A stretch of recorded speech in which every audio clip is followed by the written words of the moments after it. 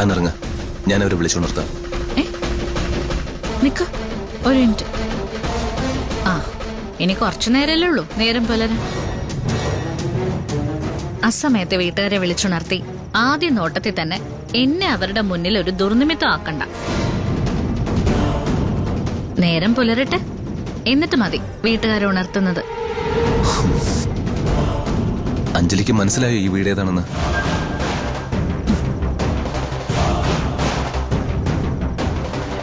ഒന്നും വ്യക്തമല്ല, പക്ഷെ എന്തോ ഒരു പരിചയം. ആ, ഏതായാലും രാവിലെ ഇവിടെ തന്നെയല്ല കേറുന്നത്, അപ്പൊ നോക്കാം. അപ്പൊ അതുവരെ അതുവരെ എന്താ, ഒന്നുമില്ല. നമ്മൾ ഇതിനുള്ളില് ചാരിയിരുന്ന് ഉറങ്ങും. ഉറക്കമല്ല, ചെറിയൊരു മയക്കം. അപ്പൊ ശരി, ഗുഡ് നൈറ്റ്.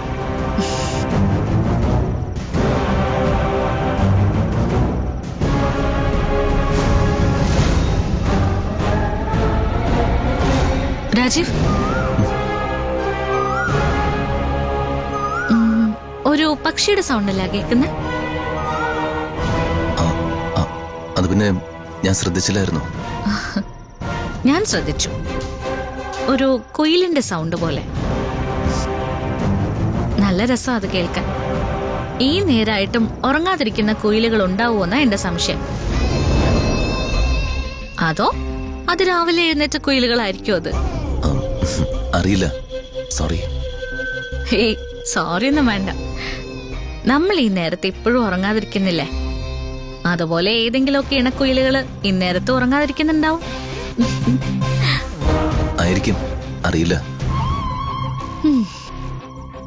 പക്ഷേ കുയിലിനെ ഉണ്ടല്ലോ, കുയിലിനെ എനിക്കിഷ്ടല്ല. കാരണം എന്താണെന്നറിയോ? കുയില് കള്ളം കാണിക്കുന്നുണ്ട്. കാക്കയുടെ കൂട്ടിൽ മുട്ടയിടുന്ന കള്ളത്തരം. കള്ളത്തരം കാണിക്കുന്ന എനിക്കിഷ്ടല്ല. പക്ഷെ എന്നിട്ടും ഞാൻ കള്ളം പറഞ്ഞു. അല്ല, പറയേണ്ടി വന്നു. അതും എന്റെ അച്ഛനോട്. പൊറുക്കാനാവാത്ത തെറ്റാ. എനിക്കത് ഓർക്കുമ്പോ എന്റെ കണ്ണ് നിറഞ്ഞു വരും. രാജീവേ, ഇനിയെങ്കിലും നമുക്ക് പറ്റിപ്പോയ തെറ്റുകളൊക്കെ തിരുത്തണം.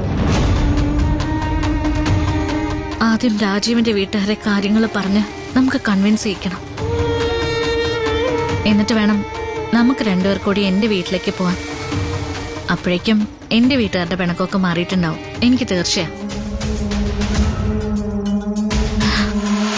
എല്ലാം ശരിയാവും, എനിക്ക് ഉറപ്പുണ്ട്. ആദ്യം ഈ രാത്രി ഒന്ന് പുലർന്നോട്ടെ. അതുവരെ ചെറിയൊരു മയക്കം നടത്തിക്കളയാം. Good night for a better morning.